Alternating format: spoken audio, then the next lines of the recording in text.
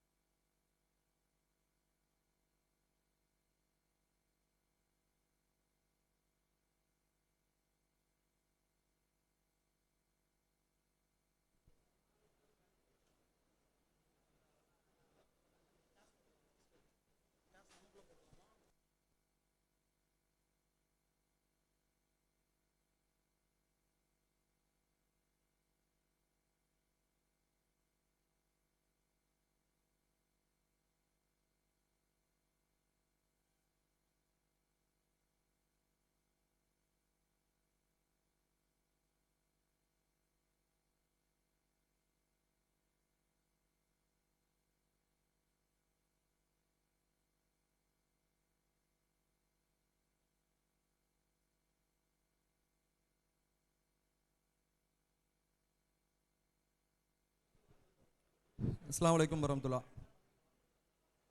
விவாத ஒப்பந்தம் வாசித்து காட்டப்படுகிறது. விவாதத்தில் பங்கெடுக்கக்கூடியவர்களும்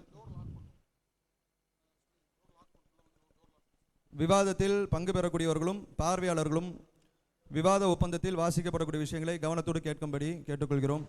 வாலண்டியர்ஸ் வெளியில் டோரை மூடிடுங்க. மணி ஆயிடுச்சு, டோரை மூடிடுங்க. விவாத ஒப்பந்தம் 20/6/2012 புதன்கிழமை மேலப்பாளையம் மஸ்ஜிதுர் ரஹ்மான் பள்ளிவாசலில் வைத்து போடப்பட்டது. அணியினர் தமிழ்நாடு தௌஹீத் ஜமாத் மற்றும்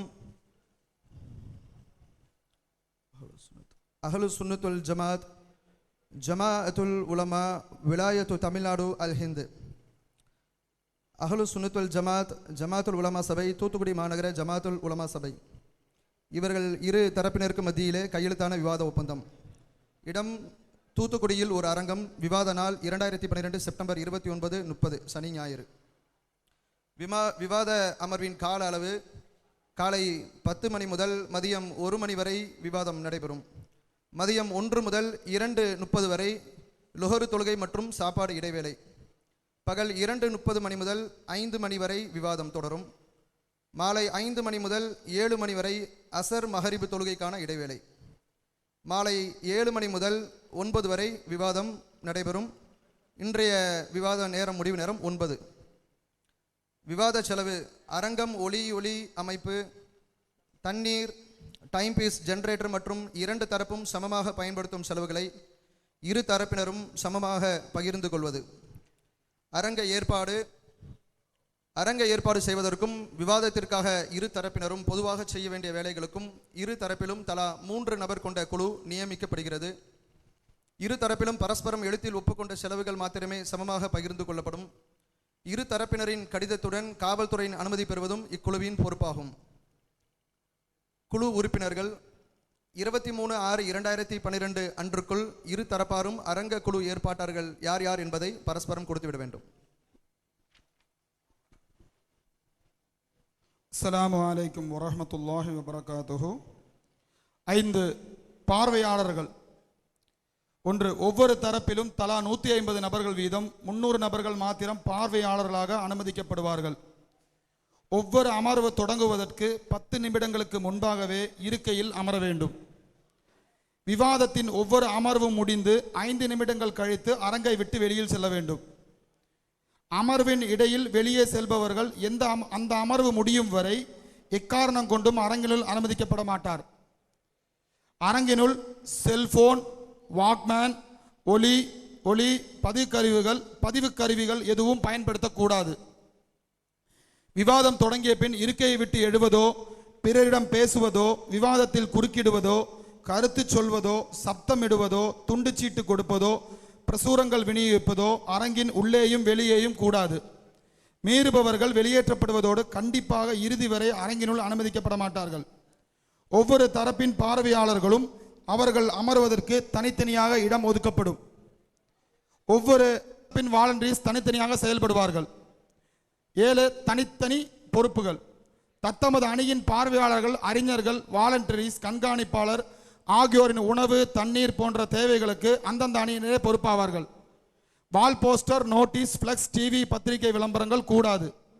8 வீடியோ. இரு தரப்பினரும் தனித்தனியாக வீடியோ எடுத்துக்கொள்ள வேண்டும். வீடியோ பதிவின் போது தேதியும் நேரமும் அதில் இடம்பெற வேண்டும். ஒரு தலைப்பில் விவாதம் முடிந்த பின்பு இரு தரப்பினரும் தாங்கள் எடுக்கும் அந்த விவாத வீடியோ பதிவின் எடிட் செய்யாத ஒரு பிரதியை 8 நாட்களுக்குள் மற்ற அணிக்கு தர வேண்டும். நேர கண்காணிப்பாளர்கள் 9. நேரத்தை கண்காணிப்பதற்கு அணிக்கு ஒருவர் வீதம் 2 கண்காணிப்பாளர்கள் நியமிக்கப்படுவார்கள். விவாதத்தின் போது பேசுபவரின் துவக்க நேரத்தையும் முடிவடையும் நேரத்தையும் சுட்டிக்காட்டுவது மட்டுமே இவர்களின் பொறுப்பாகும். விவாதிப்போர் தமிழ்நாடு தௌஹீத் ஜமாத். அதன் சார்பாக பி ஜைனுலாபுதீன் அவர்கள் உட்பட 5 பேர். விவாதிப்போர் தூத்துக்குடி மாநகர ஜமாத் உலமா சபையின் சார்பாக ஏ முகமது முஸ்தபா மஸ்லஹி உள்பட அவர்கள் உள்பட 5 பேர் விவாதிப்பார்கள். விவாதிப்போர் அவர்களின் உதவியாளர்கள், நேர கண்காணிப்பாளர்கள், மின்சார ஒளி அமைப்பாளர்களை தவிர வேறு யாரும் மேடையில் ஏற அனுமதி இல்லை. விவாதிப்போருக்கு மட்டுமே ஒளிபெருக்கியை உபயோகிக்க அனுமதி உண்டு. விவாத ஒழுங்குகள். முதல் அமர்வில் விவாதத்தை துவங்குவது யார் என்பதை நிர்ணயிக்க மேடையில் டேஸ் போடப்பட்டு அதில் வெற்றி பெறும் அணியினர் முடிவு செய்யும் அணியே விவாதத்திற்கு துவங்கும். விவாதத்தின் போது இரு தரப்பினரும் 10 நிமிடங்கள் என்ற அடிப்படையில் சரிசமமாக விவாதிக்க வேண்டும்.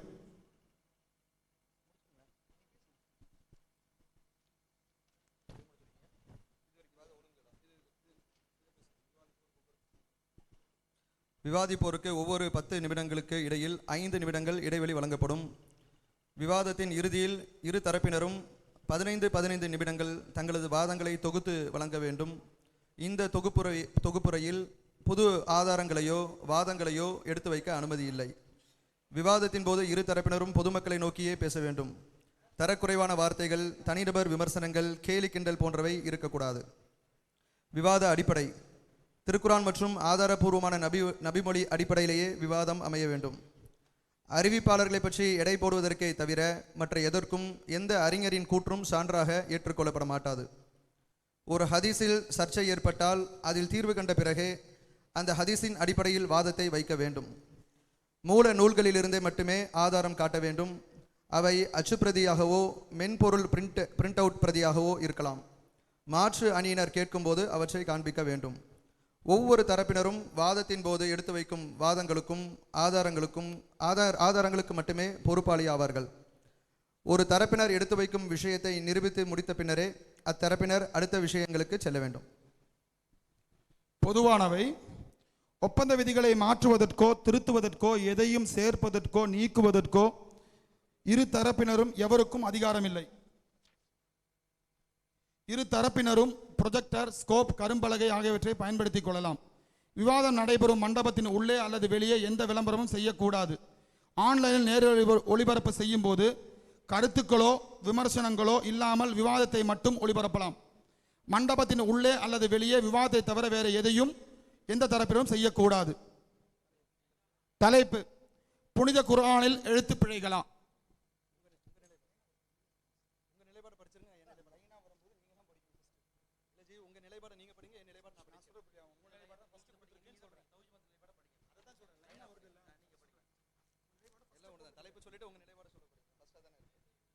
தமிழ்நாடு தௌஹீத் ஜமாத்தின் நிலைப்பாடு. அல்லாஹ்விடமிருந்து வந்த திருக்குர்ஆன் எல்லா விதமான குறைகளை விட்டும் அப்பாற்பட்டது.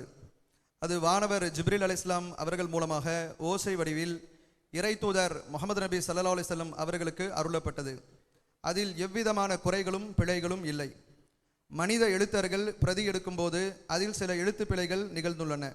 எனினும் அல்லாஹ் அருளியது போன்றே கல்வியாளர்களின் உள்ளங்களில் குர்ஆன் இறைவனால் பாதுகாக்கப்பட்டு வருகிறது. இதில் நச்சு கருத்தோ யூதர்களின் கருத்தோ இல்லை.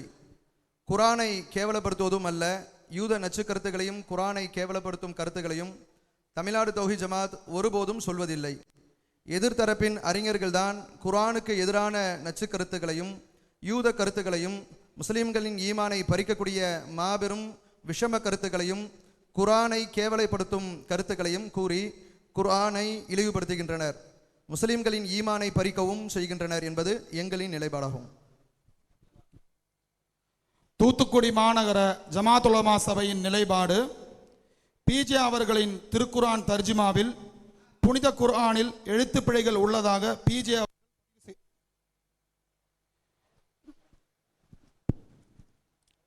அவர்களின் திருக்குர்ஆன் தர்ஜுமாவில் புனித குர்ஆனில் எழுத்துப்பிழைகள் உள்ளதாக பிஜே அவர்கள் பதிவு செய்துள்ளார்கள்.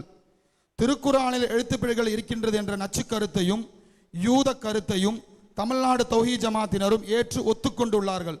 ஆனால் புனித குர்ஆனில் எவ்வித எழுத்துப்பிழைகளும் இல்லை.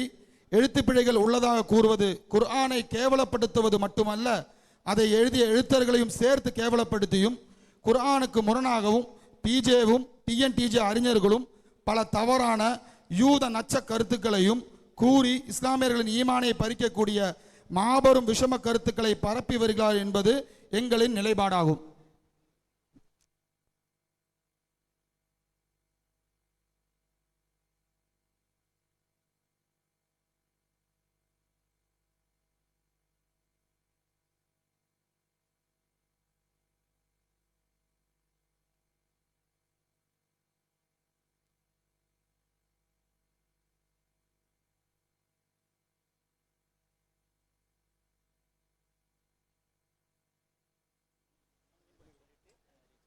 அஸ்ஸலாமு அலைக்கும்.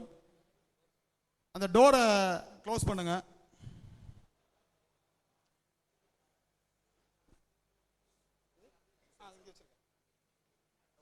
இல்லை அது வந்து நம்ம டைம் பண்ண ஒரு லிஸ்ட் போட்டு தரோம் உங்களுக்கு. நம்ம ஆல்ரெடி போட்ட ஸ்டைல் இருக்கு. ஆரம்பிச்சுட்டு நம்ம போட்டுக்கலாம்.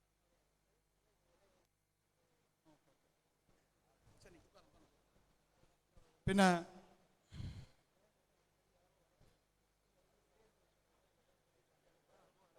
சரி ஓகே, டோரை க்ளோஸ் பண்ணுங்க. அதை பூட்ட சொன்ன டோரோட பூட்டிடுங்க.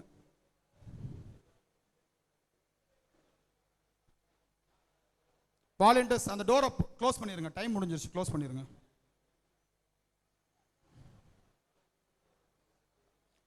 இப்பொழுது டாஸ் போடப்பட்டு தூத்துக்குடி ஜமாத் உலமா சபை சார்பில் வெற்றி பெற்றிருக்கிறார்கள். இன்ஷா அல்லாஹ் விவாதத்தை யார் தொங்குவது என்று முடிவெடுப்பது இப்போது தூத்துக்குடி மாநகர ஜமாத் உலமா சபைக்கு வந்திருக்கிறது. ஆகவே சுன்ன ஜமாத்தின் சார்பாக அவர்களை விவாதத்தை துவக்குமாறு அன்போடு கேட்டுக்கொள்ளப்படுகிறீர்கள்.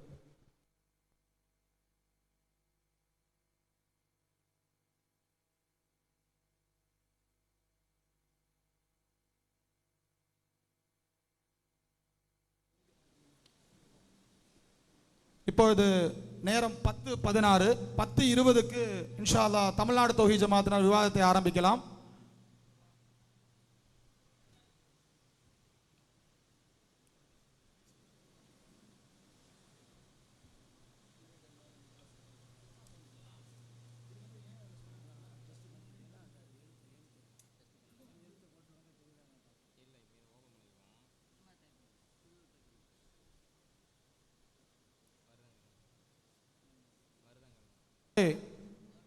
விவாதம் வந்து 2 பேத்துக்கும் 10 நிமிஷம் டைம் கொடுத்துருக்கோம்.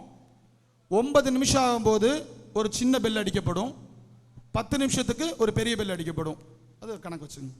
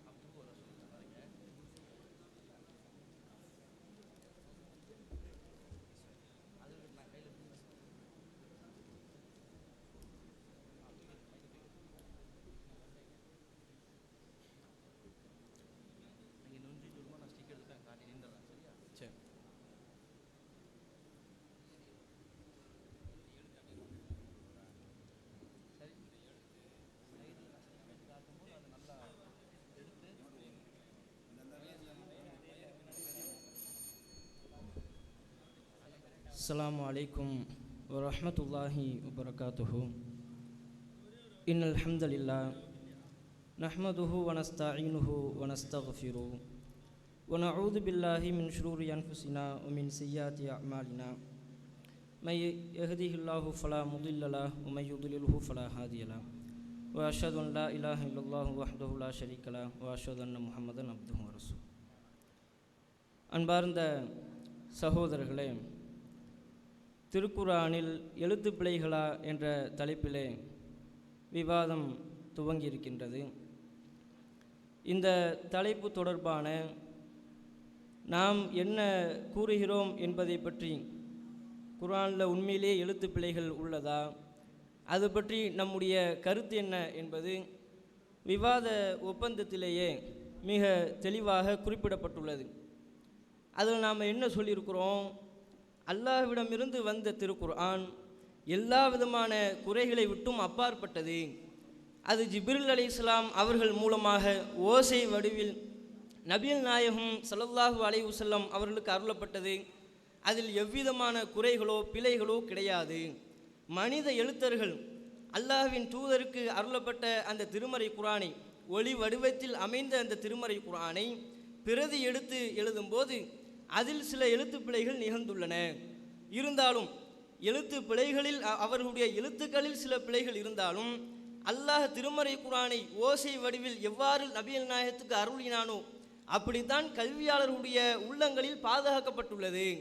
இது மாத்திரமில்லாமல் அதனுடைய தொடர்ச்சியில் நாம் ஒப்பந்தத்தில் நாம் குறிப்பிட்டிருக்கிறோம், எழுத்தர்கள் எழுதும்போது, குர்ஆனுடைய வசனங்களை எழுதும்போது தவறளித்து விட்டார்கள் என்று சொல்வது இது நச்சு கருத்தோ, இது யூதர்களுடைய கருத்தை பிரதிபலிப்பதோ, அது அல்லாஹுவை கேவலப்படுத்துவதோ, திருமறை குர்ஆனை அவமதிக்கக்கூடிய கருத்தோ கிடையாது.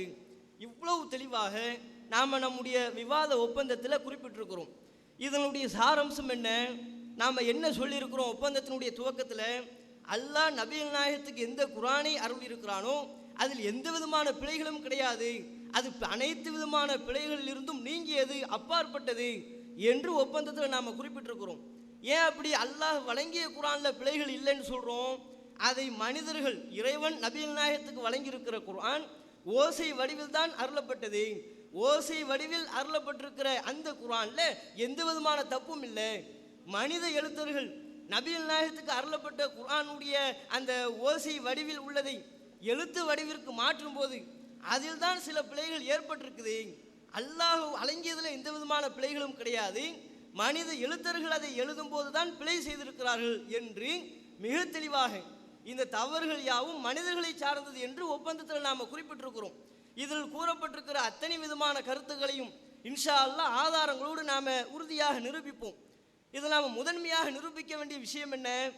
அல்லாஹ் நபிகள் நாயகத்துக்கு வழங்கியிருக்கிற குர்ஆன் எழுத்து வடிவிலான குர்ஆன் கிடையாது. அல்லாஹ்வே கைப்பட எழுதி அல்லது வானவர்களை விட்டு எழுத வச்சு ஒரு புத்தகமாக நபிகள் நாயகத்துக்கு அருளப்படவில்லை. அல்லாஹ் ரசூலுல்லாஹ் கொடுத்தது எந்த வடிவம்? ஓசை வடிவில் தான் அல்லாஹ் கொடுத்திருக்கிறான். அதை திருமறை குர்ஆனில் ஏராளமான வசனங்கள் அல்லாஹ் சொல்லியிருக்கிறான். 6வது அத்தியாயத்தில் 7வது வசனத்தில் நீங்கள் பார்த்தீங்கன்னா அல்லாஹ் அதில் குறிப்பிடுகிறான். நபிகள் நாயகத்தை நோக்கி அல்லாஹ் சொல்லும்போது, ஒலவு நஸ்ஸல்னா அலைக்க கிதாபன் ஃபி கிர்தாசின் ஃபல மசூஹு பி ஐதீஹிம் லகாலல்லதீன கஃபரு இன் ஹாதா இல்லா சிஹ்ரும் முபீன்.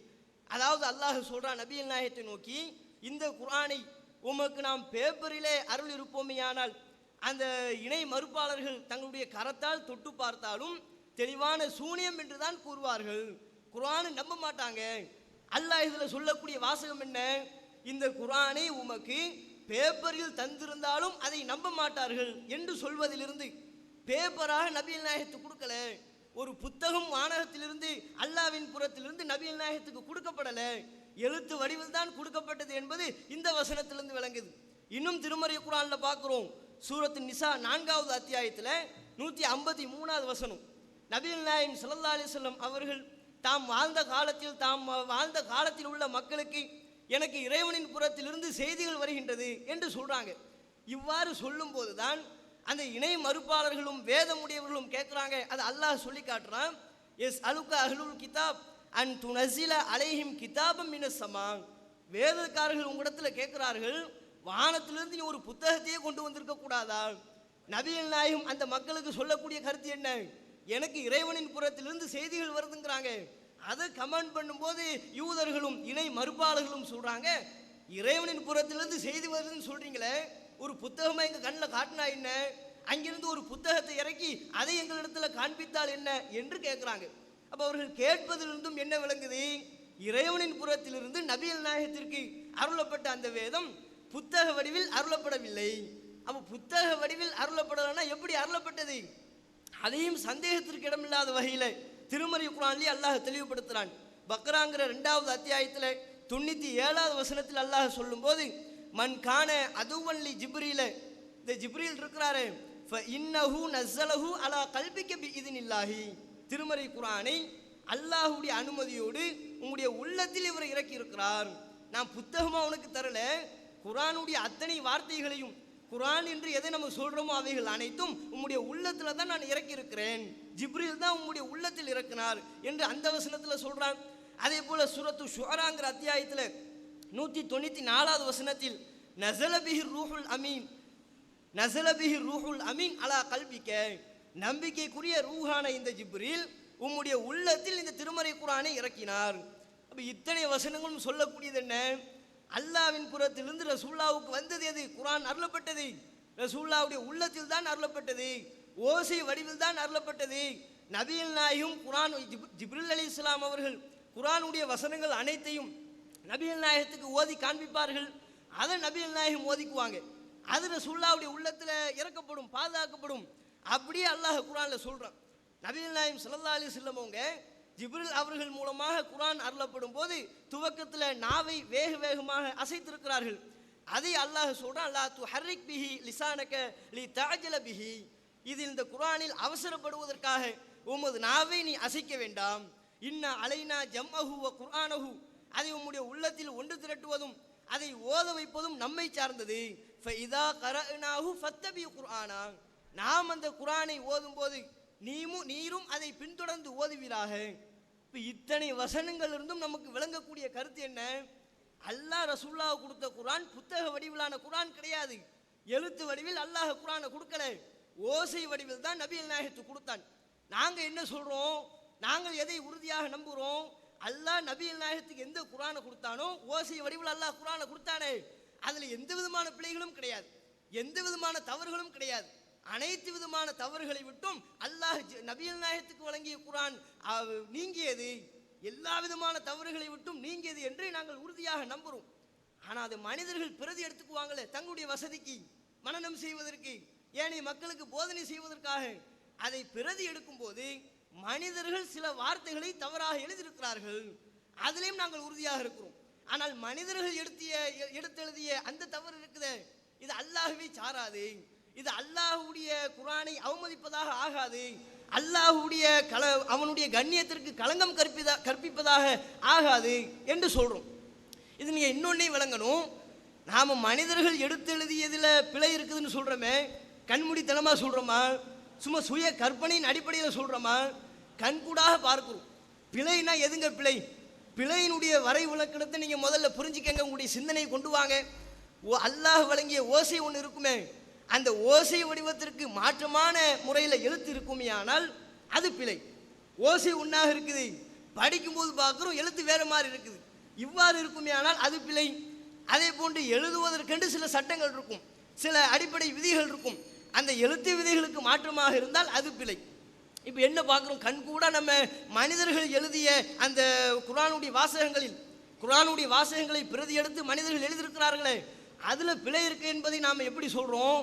நீங்கள் திருமறை குர்ஆனில் பார்த்தீங்கன்னா 21வது அத்தியாயத்தில் 88வது வசனம், அதில் கதாலிக்க நுஞ்சில் முஃமினின் ஒரு வாசகம் வருது. அல்லாஹ் அதை சொல்லியிருக்கிறான்.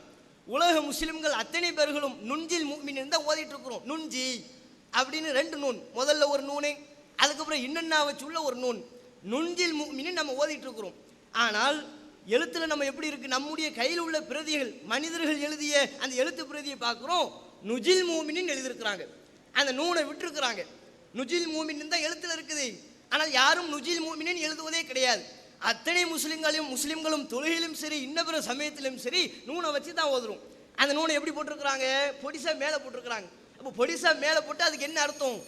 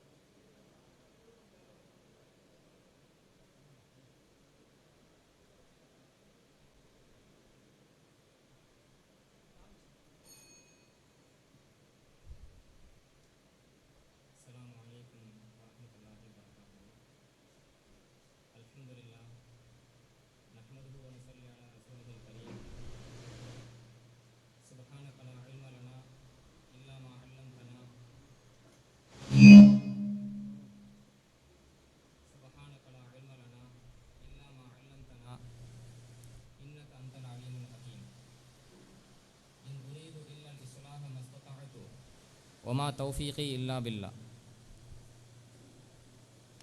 அம்மா பாத், கண்ணியத்திற்குரிய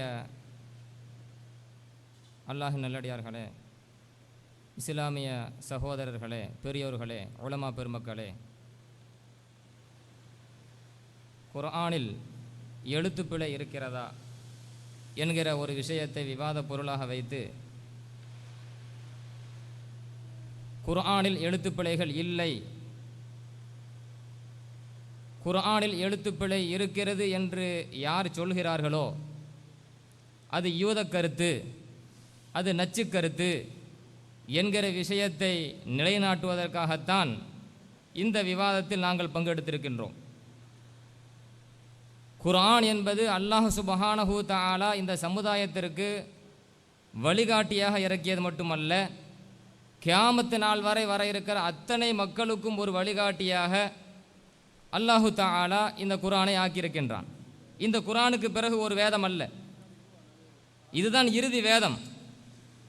இப்படிப்பட்ட இந்த வேதத்தை, அதனுடைய பாதுகாப்பை அல்லாஹ் சுப்ஹானஹு தஆலா எவ்வாறு அமைத்திருப்பான் என்பதை நாம் யோசித்துத்தான் தெரிய வேண்டும் என்பது அவசியமல்ல. எனினும் அல்லாஹ் சுப்ஹானஹு தஆலா குர்ஆன் ஷரீஃப் பாதுகாக்கப்பட்ட விதத்தை குர்ஆன் ஷரீஃபிலே கூறுகின்ற பொழுது ஜிப்ராயில் அலைஹிஸ்ஸலாம் அவர்களை பற்றி அல்லாஹ் குறிப்பிடுவான். அல்லமஹு ஷதீதுல் குவா, ரசூலுல்லாஹி ஸல்லல்லாஹு அலைஹி வஸல்லம் அவர்களுக்கு மிக வலிமையானவர் குர்ஆனை கற்றுக் கொடுத்தார் என்று அல்லாஹ் சுப்ஹானஹு தஆலா குறிப்பிடுகிறான். ஜிப்ரீல் அலைஹிஸ்ஸலாம் கற்றுக் கொடுத்தார் முடிக்கலாம், ஆனால் மிக வலுவானவர் கற்றுக் கொடுத்தார் என்று அல்லாஹ் கூறுகிறான். அதே போல இன்னொரு வசனத்திலே இன்னஹு லகவுலு ரசூலின் கரீம் ذي قوة عند ذي العرش مكين مطاع ثم أمين என்று குறிப்பிடுகிறான். அல்லாஹ்வினிடத்திலிருந்து ஜிப்ரீல் அலைஹிஸ்ஸலாம் கொண்டு வந்த ஒரு இறை சொல் தான் இந்த வேதம். ஜிப்ரீல் அலைஹிஸ்ஸலாம் எப்படிப்பட்டவர்கள்? ذي قوة, மிக வலிமையானவர். ரப் அர்ஷை உடையவனிடத்திலே அதிக அந்தஸ்தை பெற்றவர், மலக்குமார்களுக்கு தலைவர் மட்டுமல்ல மிகவும் நம்பிக்கைக்குரியவர் என்று இவ்வளவு பண்புகளை, ஜிப்ரீல் அலைஹிஸ்ஸலாமுடைய பண்புகளை அல்லாஹ் சொல்ல வேண்டிய அவசியம் என்ன? ஜிப்ரீல் அலைஹிஸ்ஸலாம் அவர்கள் அல்லாஹ்வினுடைய சொல்லை நபி அவர்களுக்கு கொண்டு வந்து கொடுத்தார்கள் அப்படின்னு சொல்லி முடிக்கலாம். ஆனால் அதோடு முடிக்காமல் அல்லாஹு தஆலா அவர் வலிமையானவர், அல்லாஹ்விடத்தில் மிக நம்பிக்கைக்குரியவர், அல்லாஹ்விடத்தில் மிக பெரும் அந்தஸ்துக்குரியவர், மலக்குமார்களுக்கு தலைவர் என்றெல்லாம் அல்லாஹு தஆலா பண்புகளை சொல்ல வேண்டிய அவசியம் என்ன? இவ்வளவு வலிமையானவரைத்தான் நான் இந்த குர்ஆன் ஷரீஃபை நபியிடத்தில் ஒப்படைப்பதற்கு அனுப்பியிருக்கிறேன். யாரும் ஜிப்ரீல் அலைஹிஸ்ஸலாம்கிட்ட எந்த ஒரு சைத்தான ஜிப்ரீல் அலைஹிஸ்ஸலாமை எதிர்த்து அல்லாஹ் சொன்ன மாதிரி சொல்லக்கூடாது, அப்படி மிரட்ட முடியாது. வலுவானவர். அல்லாஹ் சொல்லிக் கொடுத்ததுக்கு மாற்றமா ஜிப்ரீல் அலைஹிஸ்ஸலாம் அவர்கள் நபியிடத்தில் போய் சொல்ல மாட்டாங்க, நம்பிக்கைக்குரியவர். இதையெல்லாம் கொடுக்க வேண்டும் என்பதற்காகத்தான் அல்லாஹ் சுப்ஹானஹு தஆலா ஜிப்ரீல் அலைஹிஸ்ஸலாம் அவருடைய பண்புகளை பற்றி இவ்வளவு தெளிவாக சொல்கிறான். இந்த குர்ஆன் ஷரீஃப் யாரிடத்தில் ஒப்படைக்கப்பட்டது? அல்லாஹுவின் தூதர் ஸல்லல்லாஹு அலைஹி வஸல்லம் அவர்களுடைய பண்பை பற்றி நம்பிக்கைக்குரியவர், உண்மையாளர் என்பதற்கு ஆதாரங்களை அடுக்கித்தான் நீங்கள் தெரிய வேண்டும் என்ற அவசியம் இல்லை. சரி, ஜிப்ரீல் அலைஹிஸ்ஸலாம் அவர்கள் நபியிடத்தில் குர்ஆனை ஒப்படைத்தார்கள். ரசூலுல்லாஹி ஸல்லல்லாஹு அலைஹி வஸல்லம் அவர்கள் இந்த குர்ஆனை பாதுகாப்பதற்கு அவங்க ஒரு முறையை எடுத்துக்கொண்டார்கள். என்ன முறை எடுத்தாங்க? ஓசையில் பாதுகாக்கப்படுதுன்னு சொல்றாங்க. ஸல்லல்லாஹு அலைஹி வஸல்லம் அவர்கள் இந்த குர்ஆன் ஷரீஃபை பாதுகாப்பதற்கு என்ன முறை எடுத்துக்கொண்டார்கள்? வஹி எழுவதற்குரிய எழுத்தாளர்களை ஏற்படுத்தி இந்த குர்ஆனை எழுதச் சொல்லி எழுத்திலும் இந்த குர்ஆன் பாதுகாக்கப்படுகிறது என்கிற விஷயத்தை ஸல்லல்லாஹு அலைஹி வஸல்லம் அவர்கள் அங்கே நமக்கு நினைவூட்டுகிறார்கள். அப்போ குர்ஆன் ஷரீஃபை ஸல்லல்லாஹு அலைஹி வஸல்லம் அவர்கள் எழுதுவதற்கும் அங்கே ஒரு ஏற்பாடு செய்கிறார்கள். குர்ஆன் ஷரீஃப் பாதுகாக்கப்பட வேண்டும். ஹைர், இப்போ ஸல்லல்லாஹு அலைஹி வஸல்லம் அவர்கள் தேர்ந்தெடுத்த சஹாபி ஸைத் இப்னு சாபித் போன்ற பெரும் அறிஞர்கள், அதில் மிக மிக முக்கியமானவர்கள் ஸைத் இப்னு சாபித் ரலியல்லாஹு அன்ஹு. எவ்வளோ நம்பிக்கைக்குரியவர்கள்! ஹஜ்ரத் அபூபக்கர் சித்திக் ரலியல்லாஹு அன்ஹு அவங்களுடைய ஆட்சி காலகட்டத்திலே குர்ஆன் ஒன்று திரட்டப்பட்டு ஒரு முஸ்ஹஃப் வடிவை ஆக்குகின்ற பொழுது அபூபக்கர் சித்திக் ரலியல்லாஹு அன்ஹு சொன்னது, இன்னக ரஜுலுன் ஷாபுன் ஆகிலுன் லா நத்தஹிமுக.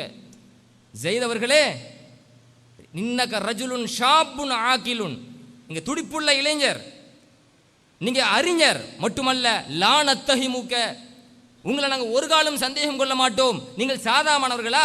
நபி அவர்களே உங்களை நம்பிக்கை கொண்டு வஹி எழுதுவதற்கு உங்களை தேர்ந்தெடுத்திருக்கிறாங்க. நபி அவர்களுக்கே நீங்க வஹி எழுதியிருக்கிறீங்க. அப்போ நீங்க மிகவும் நம்பிக்கைக்குரியவர். எனவே நீங்கள் தான் எங்களுடைய காலகட்டத்திலும் குர்ஆனை எழுதுவதற்குண்டான பொறுப்பை எடுக்க வேண்டும். குர்ஆனை ஆய்வு செய்து அதை ஒரே முஸ்ஹஃபில் ஒன்று திரட்டக்கூடிய பொறுப்பை நான் உங்களிடத்தில் தருகிறேன் என்று அபூபக்கர் சித்திக் ரலியல்லாஹு அன்ஹு சொல்றாங்க. அப்போ குர்ஆன் ஷரீஃப் அதை பாதுகாக்குகிற விதத்தை அல்லாஹ் சுப்ஹானஹு வ தஆலா குர்ஆனில் குறிப்பிடுகிறான். ரசூலுல்லாஹி ஸல்லல்லாஹு அலைஹி வஸல்லம் எப்படி அதை பாதுகாக்கின்ற முறை எடுத்தார்கள் என்று ஹதீஸ் ஷரீஃபிலே ஆதாரபூர்வமான ஹதீஸ் ஷரீஃபிலே நமக்கு தெரிகிறது.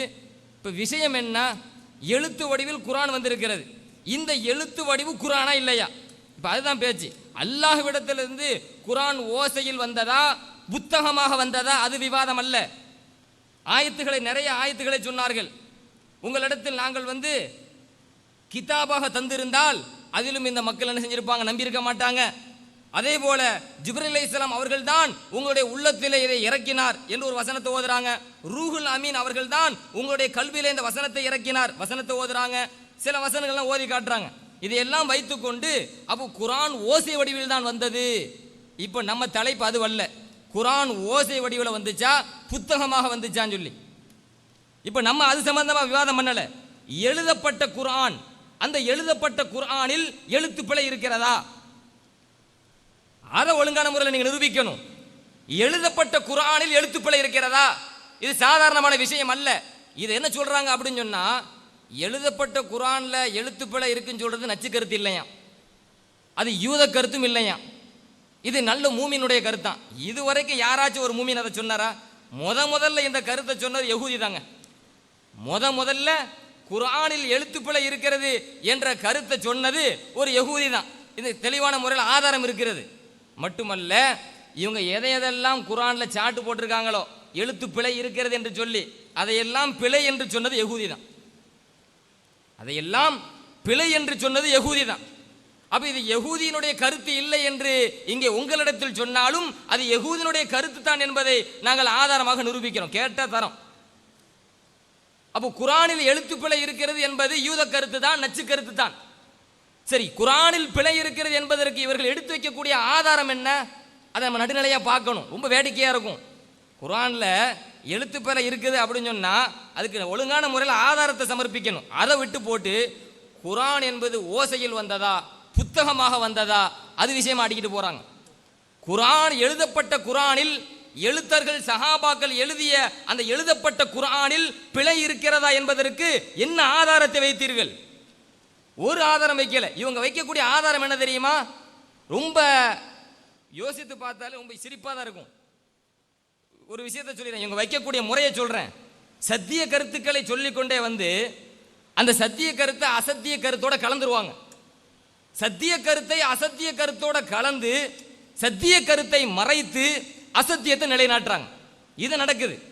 உங்களுக்கு ஏற்ப ஒரு சந்தேகம் வரலாம், அது எப்படி சத்திய கருத்தை அசத்தியத்தை கலக்க முடியும், சத்தியத்தை மறைக்க முடியும், அசத்தியத்தை நிலைநாட்ட முடியும் என்றெல்லாம் ஒரு சந்தேகம் வரலாம். அல்லாஹ் சொல்கிறான், ஒலா தல்பிசுல் ஹக்க பில் பாத்திலி வ தக்துமுல் ஹக்க வ அன்தும் தஅலமூன். சத்திய கருத்தை அசத்தியத்தோடு கலந்து சத்தியத்தை மறைக்காதீங்க என்று அல்லாஹ் குறிப்பிடுகிறான். அந்த முறையைத்தான் கையாளுகிறார்கள். குர்ஆனை எழுதினது அல்லாஹ் இல்லை, அல்லாஹ் புத்தக வடிவில் தரல. இது உண்மையான கருத்தா இல்லையாங்க? குர்ஆன புத்தகமா அல்லாஹ் தரல, எழுதினது அல்லாஹ் கிடையாது. இது உண்மையான கருத்து தான். ரசூலுல்லாஹி ஸல்லல்லாஹு அலைஹி வஸல்லம் எழுதினாங்களா? அவங்களும் எழுதல. இது உண்மையான கருத்து தான். எழுதினது யாரு? சஹாபாக்கள். இதுவும் உண்மையான கருத்து தான். சஹாபாக்கள் மனிதர்கள் தான் என்று சொல்றாங்க. இதுவும் உண்மையான கருத்து தான். சஹாபாக்கள் மனிதர்கள். மனிதர்கள் என்று சொன்னால் கவனக்குறை வரும், மறதி வரும். இப்போ மனிதர்கள் சொன்னால் கவனக்குறை வருமா என்ன, மறதி வருமானா? இதுவும் உண்மைதான். சஹாபாக்கள் மனிதர்கள் தானே, அதனால கவனக்குறைவா தப்பா எழுதி போட்டாங்க. இதுதான் பாத்தில். இதுவரை சொன்னது கரெக்டு.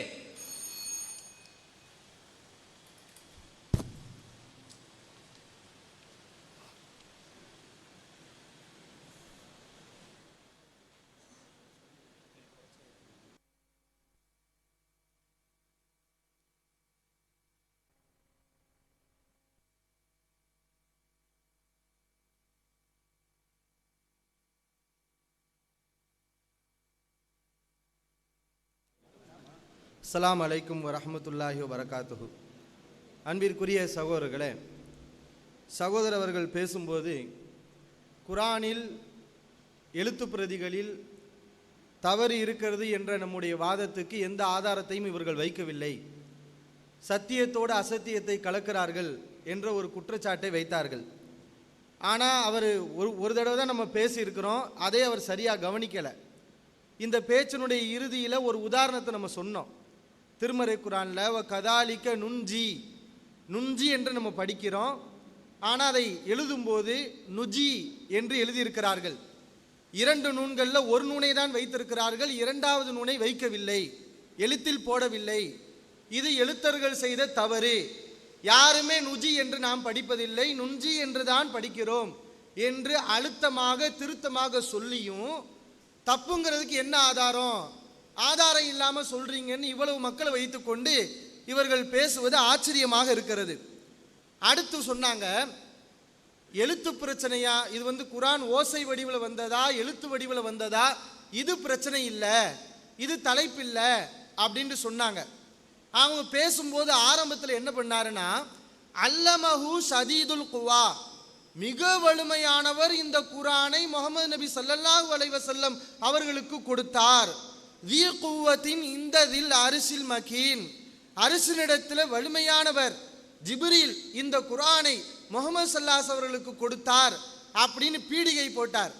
எதுக்கு இந்த வசனங்களை சொன்னீங்க?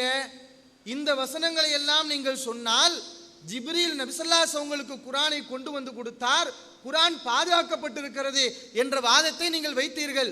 அப்படின்னா ஜிப்ரீல் முஹம்மது ஸல்லல்லாஹு அலைஹி அவங்களுக்கு எந்த குரானை கொடுத்தார்? நீங்கள் சொல்லக்கூடியதையா?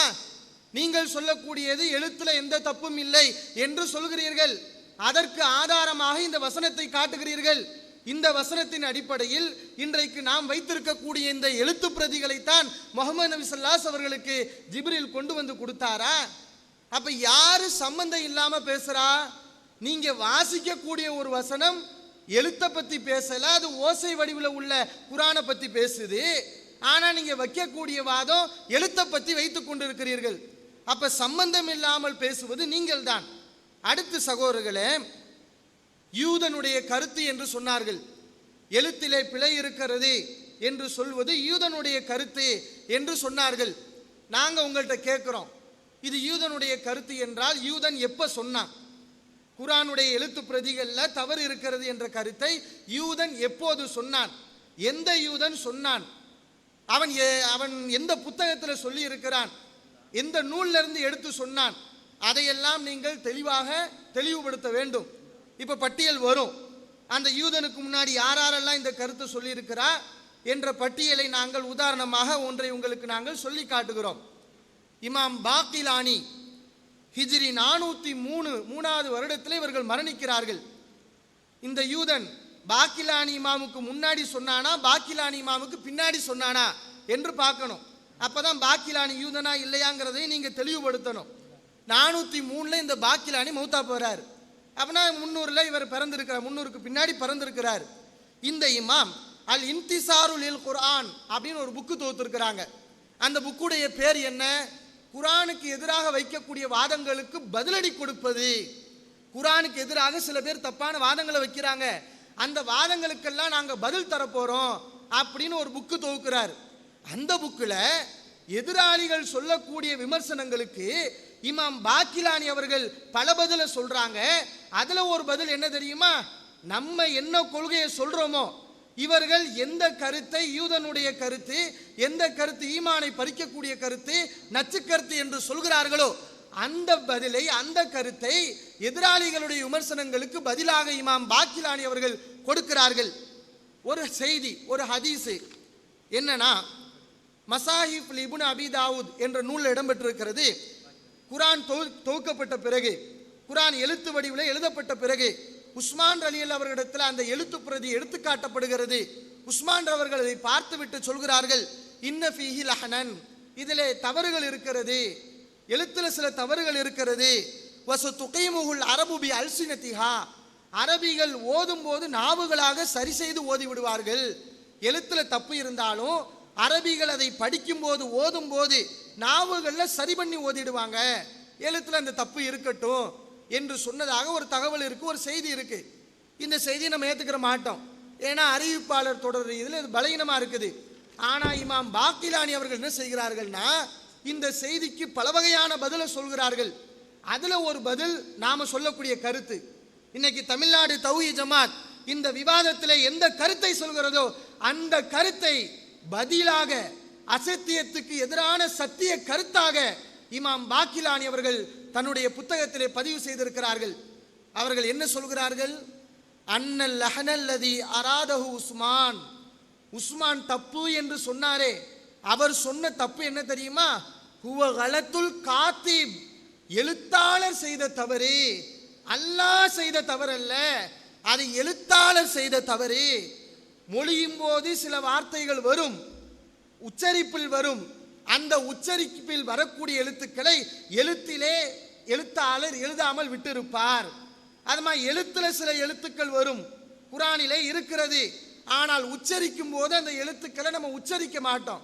இப்படி உச்சரிக்கும் போது வராத எழுத்துக்களை எழுத்து பிரதிகளில் எழுதி வைத்திருக்கிறார்கள். உச்சரிக்கும் போது வரக்கூடிய எழுத்துக்களை எழுத்து பிரதிகளில் எழுதாமல் விட்டிருக்கிறார்கள். இந்த தவறுகளை தான், எழுத்தாளர் செய்த தவறைத்தான் உஸ்மான் சொன்னார் என்று பாக்கிலானி அவர்கள் எழுத்தாளர் தப்பு செய்திருக்கிறார் என்ற கருத்தை அவர் பிரதிபலிக்கிறாரா இல்லையா? அதே மாதிரி அவர்கிட்ட கேட்குறாங்க, இந்த கருத்தை சொல்லிட்டாரா? அப்ப சில பேர் கேட்குறாங்க, எழுத்துல தப்பு இருக்குன்னு சொன்னா, நம்ம வச்சிருக்கக்கூடிய பிரதிகள்ல தப்பு இருக்கிறது என்று சொன்னால் சஹாபாக்கள் தப்பு செய்து விட்டார்கள் என்று சொல்ல வேண்டியது வருமே, அந்த தப்பையெல்லாம் அவர்கள் அங்கீகரித்துக் கொண்டு அதை ஏடுகளில் எழுதி வைத்துக் கொண்டார்கள் என்று சொல்ல வேண்டி வருமே அப்படின்னு கேட்கிறார்கள் சில பேர் இமாம் பாக்கிலானி அவர்களிடத்துல. அதுக்கு இமாம் பாக்கிலானி அவர்கள் என்ன சொல்கிறார்கள் தெரியுமா? அல்லாஹ் என்ன எழுத்து பிரதியை ரசூல் ஸல்லல்லாஹு அலைஹி வஸல்லம் உங்களுக்கு கொடுத்தான், இன்னைக்கு நம்ம என்ன கேட்கிறோமோ அதை கேட்கிறாரு. குரான்லையும் ஹதீஸ்லையும் எங்கேயாவது ரஸ்மன் பி ஐனிஹி தூன கைரிஹி, குறிப்பிட்ட இந்த முஸ்ஹஃபை தான் நீங்கள் பின்பற்ற வேண்டும் என்று அல்லாஹ் குரானிலோ ஹதீஸ்ல எங்கேயோ சொல்லி இருக்கிறானா? அல்லாஹ் ஹுஃபால்களுக்கும் குரானை மனனம் செய்தவர்களுக்கும் குர்ராக்களுக்கும் கடமையாக்கியது என்ன?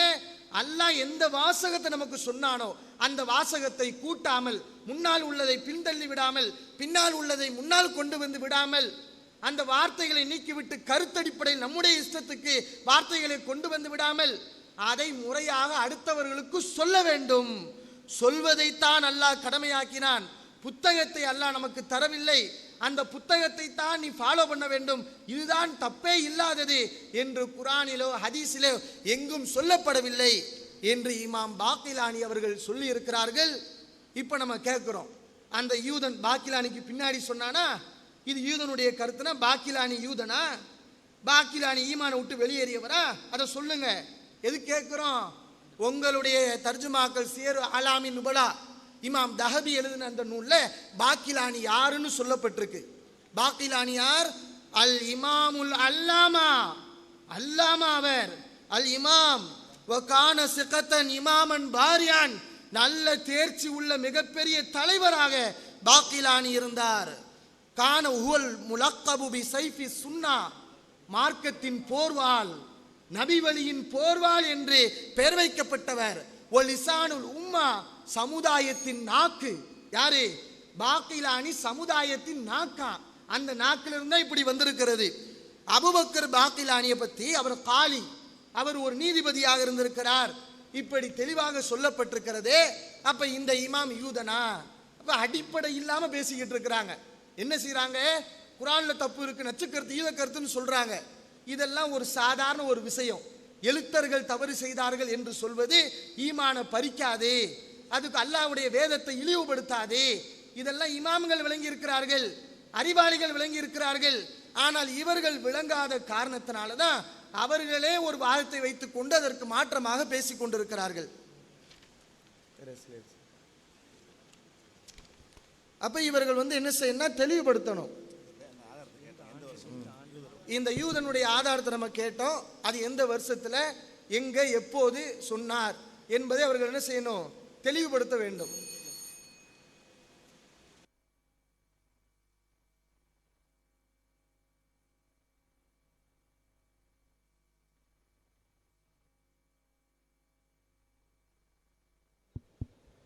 அஸ்ஸலாமு அலைக்கும் வரஹ்மத்துல்லாஹி வபரகாத்துஹு.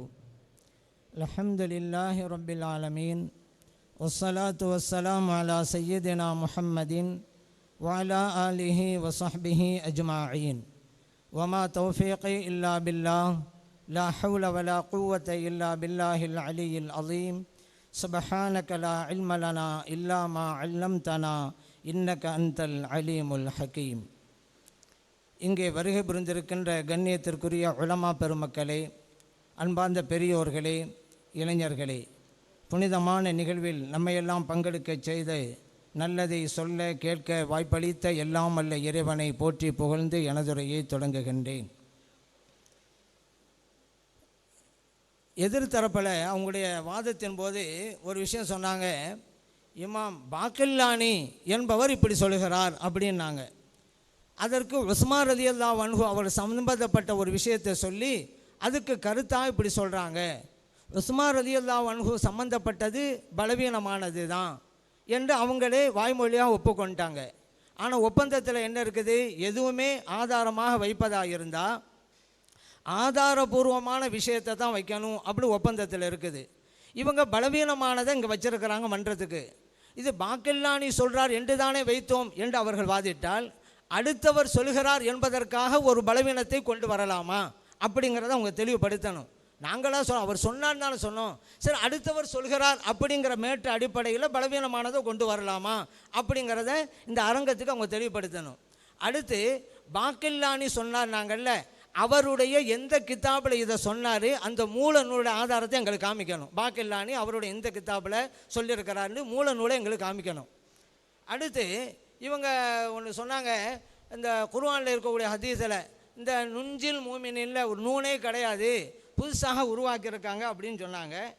அதை இவங்களுடைய குர்ஆனில் ஒரு பட்டியல் போட்டிருக்காங்கல்ல, அதில் இது இல்லைங்க. நுஞ்சில் மூமினிங்கிற ஏற்கனவே ஒரு தப்பு இருக்குது அப்படின்னு ஒரு பட்டியல் போட்டுக்கிறாங்க குர்ஆனில், அவங்களுடைய குர்ஆனில் போட்டிருக்கிறாங்க. ஆனால் அதில் நுஞ்சின் இல்லை. சரி, இல்லாவிட்டால் என்னங்க, மற்றதும் இருக்கலாம் தானே அப்படின்னு இங்கே ஒரு கேள்வி வைக்கலாம். ஆனால் அவங்களே இது சம்பந்தமாக எழுதிட்டு சொல்கிறாங்க. ஒரு சில தவறுகளை சுட்டி காட்டுறாங்கல்ல, அதில் இந்த சிறிய அளவிலான எழுத்துப்பிழைகளை தவிர, அவங்க சுட்டி காட்டின எழுத்துப்பிழையை தவிர மற்ற அனைத்துமே சரியாக மூலப்பிரதியில் எழுதப்பட்டுள்ளன. அவங்க எது சுட்டி காட்டுறாங்களோ அது மட்டும்தான் தப்பான், மற்றதெல்லாம் மூலப்பிரதியில் சரியாக தான் இருக்குதான். இதை ஏதோ முந்தின பதிப்பில் சொன்னாங்க எழுதினாங்கன்ற இல்லை, இப்போ புதுசாக போட்டுக்கிறாங்க 10ஆம் பதிப்பு அதில் இருக்குது. அப்போ 10ஆம் பதிப்பு போட்டதுக்கு பின்னால் தான் போய் கண்டுபிடிச்சானுங்க இந்த இடைப்பட்ட காலத்தில். ஏன்னா 10ஆம் பதிப்பு இப்போ தான் போட்டாங்க, இப்போ தான் கண்டுபிடிச்சிருக்காங்க, இப்போ தான் கண்டுபிடிச்சோண்டு. அப்போ இது வரைக்கும் எப்படி ஓதுனாங்கன்னு தெரியலை. சார், நான் கேட்குறேன், அங்கே ஒரு நூல் எக்ஸ்ட்ரா போட்டிருக்குங்கிறீங்கல்ல, இது வரைக்கும் அந்த இடத்துல நீங்கள் எப்படி ஓதிக்கிட்டு வந்தீங்க? எது தரப்பில் நான் கேட்குறேன். உங்கள் சார்பாக இருக்கக்கூடியவர்கள்லாம் அந்த இடத்துல எப்படி இது வரைக்கும் ஓதிக்கிட்டு வர்றாங்க? உண்மையிலே ஒரு எழுத்து கூட தான் இருக்குது தப்புன்னு சொன்னால் நீங்கள் ஏற்கனவே சொல்லியிருக்கிறீங்க ஒளிவடிவு பாதுகாக்கப்பட்டுக்கிட்டே வருதுண்டு. அப்போ இங்கே எக்ஸ்ட்ரா எழுதின பிறகா நீங்கள் ஓதக்கூடாது. அப்போ இது வரைக்கும் நீங்கள் எப்படி ஓதுனீங்க? எக்ஸ்ட்ரா ஒரு எழுத்து இருக்கிற நூனு அது பிறகு ஓதுனீங்களா, அந்த நூனு இல்லாமல் தான் ஓதுனீங்களா? சார், நீங்கள் எப்படி ஓதுனீங்கன்னு ஒன்று, உங்களை பின்பற்றிக்கிட்டு இருக்கிறாங்கல்ல அவங்களுக்கு அந்த இடத்துல எப்படி ஓதணும் அதை சொல்லி கொடுத்துருக்கிறீங்களா? சரிங்க, ஒரு எழுத்து அங்கே கூட இருக்குதுங்கிறீங்க, அதனால நுஞ்சின்னு இருக்குது. இப்போ நான் கேட்குறேன், கூட இருக்கிற எழுத்தை விட்டுருங்க, அதை எப்படி வாசிக்கணும்னு இந்த அரங்கத்தை நீங்கள் சொல்லி ஆகணும். கூட இருக்கிறது ஒரு எழுத்து, அதை விட்டுறணும். அதை விட்டுட்டு அது எப்படி ஓதுறது, என்ன அர்த்தங்கிறத இந்த அரங்கத்திற்கு நீங்கள் தெளிவுபடுத்தணும். அப்போ தான் நீங்கள் சுட்டி காட்டுறது தவறுண்டு ஆகும். தவறுண்டு சொல்லுவோம், ஆனால் எப்படின்னு ஓதி காமிக்க மாட்டோம் அப்படின்னா இங்கே தப்பிக்க முடியாது என்பதையும் நான் நினைவூட்டுக் கொள்கிறேன்.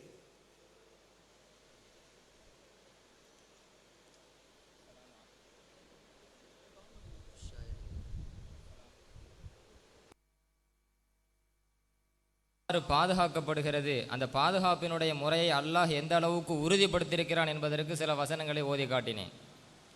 நாம் எங்களுடைய கொள்கை என்னவென்றால், குர்ஆன் ஓசையிலும் சரி எழுத்திலும் சரி பிழைகளை விட்டு முழுமையாக பாதுகாக்கப்பட்டிருக்கிறது. இதுதான் எங்களுடைய கொள்கை. ஓசையில் எவ்வாறு பாதுகாக்கப்படுகிறது என்பதற்கு அல்லாஹ் குர்ஆனிலே பலவிதமான பண்புகளை சொல்லி எந்த அளவுக்கு குர்ஆன் பாதுகாக்கப்படுகிறது என்பதற்கு அதை ஆதாரமாக காட்டுறோம். அல்லமஹு ஷதீதுல் குவா ஜிப்ரீல் அலைஹிஸ்ஸலாம் அவர்கள் நபி அவர்களுக்கு மிக வலுவானவர்கள், நபி அவர்களுக்கு குர்ஆனை கற்றுக் கொடுத்தார்கள். ஏன் சொல்றோம்? குர்ஆன் பாதுகாக்கப்பட்ட முறையை நாம் விளக்குவதற்காக. ஓசையில் அது எப்படி பாதுகாக்கப்படுகிறது அதுக்கு அல்லாஹ் மிக தெளிவாக சொல்கிறான். அதே போல ஹதீஸ் ஷரீஃப்களை நாம் காண்கின்ற பொழுது அந்த குர்ஆன் ஷரீஃபை எழுதுவதற்கு ரசூலுல்லாஹி ஸல்லல்லாஹு அலைஹி வஸல்லம் அவர்கள் யாரை தேர்ந்தெடுத்திருக்கின்றார்களோ அவர்கள் எப்படிப்பட்டவர்கள் என்பதற்கும் புகாரி ஷரீஃபிலே ஆதாரம் இருக்கிறது. இன்னக்க ரஜுலுன் ஷாபுன் ஆகிலுன் லா நத்தஹிமுக, நீங்கள் மிக துடிப்புள்ள இளைஞர், நீங்கள் அறிஞர், உங்களை எழுதுவது, நீங்கள் குர்ஆனை எழுதுகின்ற பொழுது நாங்கள் சந்தேகம் கொள்ள மாட்டோம் என்றெல்லாம் அத்தனை சஹாபாக்களும் ஒருமித்த கருத்தில் இருக்கின்ற பொழுது ஸைத் இப்னு சாபித் ரலியல்லாஹு அன்ஹு மிக நம்பிக்கைக்குரியவர்கள். அவர்கள் குர்ஆனை எழுதினா அதுல என்ன செஞ்சிட மாட்டாங்க, தவறு செஞ்சிட மாட்டாங்க, நம்பிக்கைக்குரியவர் என்கிற கருத்தில் இருக்கின்ற பொழுது அப்போ குர்ஆன் ஓசையிலும் பாதுகாக்கப்படுகிறது, எழுத்திலும் பாதுகாக்கப்படுகிறது என்பதற்கு ஆதாரமாக அடுக்கிக்கிட்டு வந்தேன். அதை சரியா விளங்காம நான் ஓசைக்கு ஆதாரத்தை வச்சிருக்கேனா, எழுத்தில் பாதுகாக்கப்படுறதுக்கு ஆதாரத்தை ஒழுங்கா வைக்கலையாம். சரியா நான் சொல்ற விஷயத்தை ஒழுங்கா புரியணும். ஒன்று. அடுத்து இன்னொன்று சொன்னாங்க, யூத கருத்து என்பதற்கு ஆதாரம் தாங்கன்னாங்க. ஆதாரம் கேட்டாங்க, நம்ம ஆதாரத்தை கொடுத்துட்டோம். குர்ஆனில் எழுத்துப்பிழை இருக்கிறது என்று சொன்னவர்கள் முதல்ல யூதர்கள் தான் குர்ஆனில் எழுத்துப்பிழை இருக்கிறது என்று அந்த வாசலை திறந்து விட்டவர்கள். குர்ஆனில் எழுத்துப்பிழை இருக்கிறது என்பதை இந்த சமுதாயத்தில் கொண்டு போய் சேர்த்து குர்ஆனிலே சந்தேகத்தை கிளப்புவதற்காக ஒரு யூத படை மக்களிடத்திலே விஷம கருத்தை பரப்பிக் கொண்டிருக்கிறது என்பதற்கு ஏகப்பட்ட யூதர்கள் அவங்களுடைய வெப்சைட் மூலமாக தங்களுடைய கருத்துக்களை பதிவு செய்து கொண்டிருக்கிறார்கள். எல்லா விதத்தையும் நம்ம என்ன செஞ்சிருக்கிறோம், இது யூதருடைய கருத்து தான் என்பதற்கு ஆதாரத்தை கொடுத்துட்டோம். இப்ப பாக்கிலானி சொன்னார் என்பதற்கு சொல்லியிருக்கிறாங்க. அதுக்கு இப்போ எங்களுக்கு கிதாபு தரணும். எந்த கிதாபில் பாக்கிலானி சொன்னார் பிரிண்ட் அவுட் தாங்க. யூத கருத்துன்னு சொன்னதா சொல்றாங்கல்ல, இப்போ பிரிண்ட் அவுட் நாங்கள் பார்ப்போம். இது பாக்கிலானி அவர்களுடைய மூல நூலிருந்து வேணும், அதையும் சொல்லிக்கிறோம். ஒன்று. அடுத்து நான் தெளிவாக சொல்கிறேன், இவர்கள் சத்திய கருத்தை சொல்வதை போன்று அதை அசத்தியத்தோடு கலந்து சத்தியத்தை மறைத்து அசத்தியத்தை நிலைநாட்டுறாங்க. அதுதான் உண்மை. கணித்திற்குரியவர்களே, அப்போ அல்லாஹ் இந்த குர்ஆனை எழுதலை, அல்லாஹ்வுடைய தூதர் எழுதலை, சஹாபாக்கள் எழுதினாங்க. சஹாபாக்கள் மனிதர்கள் என்று வந்தால் கவனக்குறைவு வரும், கவனக்குறைவாக அவர்கள் தவறாக எழுதிவிட்டார்கள் என்ற அடிப்படையில் அவர்கள் தர்ஜமாவில் எழுதி வைத்திருக்கிறார்கள். சஹாபாக்கள் தவறாக எழுதிட்டாங்கன்னா கேள்வி வந்துரும்ல, அதனால ஒரு செக் வைக்கிறாங்களா, கவனக்குறைவாக தப்பா எழுதிட்டாங்க. ஏன் கவனக்குறைவு பட்டுச்சு? மனிதர்கள் தானே, மனிதர்கள்னா கவனக்குறை வரும்ல. அப்போ மனிதர்கள் என்பது உண்மை, மனிதர்கள் என்கிற பொழுது கவனக்குறைவு மறதி என்கிற வருவது உண்மைதான். ஆனால் சரியாக எழுதிய விஷயத்தை சஹாபாக்கள் மிக கவனமாக சரியாக எழுதிய விஷயத்தை தவறு என்று நீங்கள் கூறியிருக்கிறீர்களே, இது யூத கருத்து தான். தவறு என்று சொல்லியிருக்கிறீர்களே, இது தவறு தான். இது சஹாபாக்கள் மீது நீங்கள் இட்டு கட்டிருக்கிறீர்கள். மட்டுமல்ல, சத்திய கருத்தை சொல்லிக்கொண்டே அதை அசத்தியத்தோடு நீங்கள் கலந்துதான் இருக்கிறீங்க. ஒன்று. இது அடுத்து நம்ம சில கேள்விகள் கேட்குறோம். குர்ஆன்ல நீங்கள் ஒரு மொழிபெயர்ப்பில் ஒரு பட்டியல் போடுறீங்க. லாக்கின்னா அப்படின்னு குர்ஆன்ல எழுதியிருக்கு, அது தப்பு, லாக்கின்னா எழுதணும் அப்படின்னு இருக்கீங்க. ஏன் அது தப்பு என்று விளக்கணும். லன் நதுவ லி தத்துலுவ லி எபுலுவ ஒ நபுலுவ என்றெல்லாம் உங்களுடைய தர்ஜமாவில் நீங்கள் பதிவு செய்திருக்கிறீர்கள். இதுவெல்லாம் எதனால் தவறு? லாக்கின்ன லன் நதுவ லி தத்துலுவ லி எபுலுவ ஒ நபுலுவ இதிலெல்லாம் அலிஃபு கூடுதலாக எழுதப்பட்டிருக்கிறது. இதுவெல்லாம் தவறு, சஹாபாக்கள் பிழையாக எழுதியிருக்கிறார்கள் என்று என்ன செஞ்சிருக்கிறீங்க? நான் பக்கத்தையும் சொல்லிடுறேன். 64ஆம் பக்கத்தில் ஒரு சார்ட் போட்டிருக்கீங்க. அந்த சார்ட்டில் இதையெல்லாம் குறிப்பிட்டிருக்கீங்க. எதனால் இது தவறு? அந்த தப்புக்குண்டான காரணத்தை இந்த அரங்கில் நீங்கள் பதிவு செய்ய வேண்டும்.